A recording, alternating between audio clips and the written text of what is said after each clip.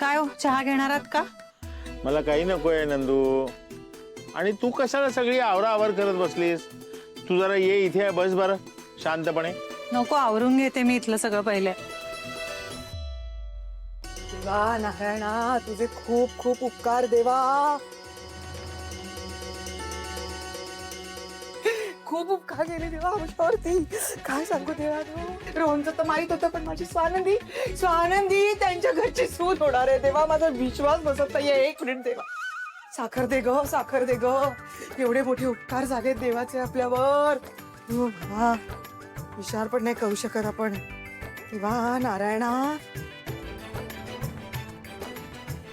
घ्या देवांनो, गोड मानून घ्या देवांनो. त्यांची मुलगी आपल्या घरी आली, आपली मुलगी त्यांच्या घरी गेली. किती बरं झालं देवांनो. याच्यापेक्षा चांगला योग असूच शकत नाही आयुष्यामध्ये. घ्या घ्या घ्या घ्या घ्या. प्रसाद आहे, देवाचा प्रसाद म्हणून घ्या.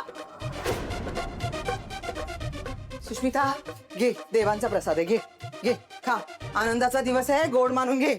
घे घे सोनंदी, घे घे. अगं देवाचा प्रसाद आहे, घे. का चेहरा पाडतेस असा?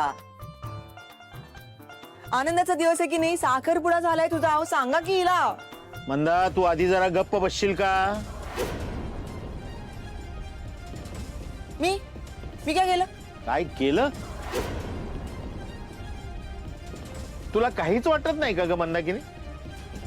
एवढं करूनही तुला पश्चाताप झाला नाही? पश्चाताप काय? का? हा? का पश्चाताप का? अहो दिवा घेऊन शोधायला निघाला असतात ना, तरी इतका चांगला जावई तुम्हाला मिळाला नसता. वा वा वा, काय तो भव्य दिव्य समारंभ होता. काय ते दागिने नुसते चकचक करत होते. काय ते सगळं खर्च, बापरे बापरे. रोहननी स्वानंदीनी अशा घराची नातं जोडलंय. मग मला पश्चाताप कशाला व्हायला पाहिजे? आनंदच व्हायला पाहिजे ना. तुम्हालाही आनंदच व्हायला पाहिजे. असा अगं मला कसा आनंद होईल?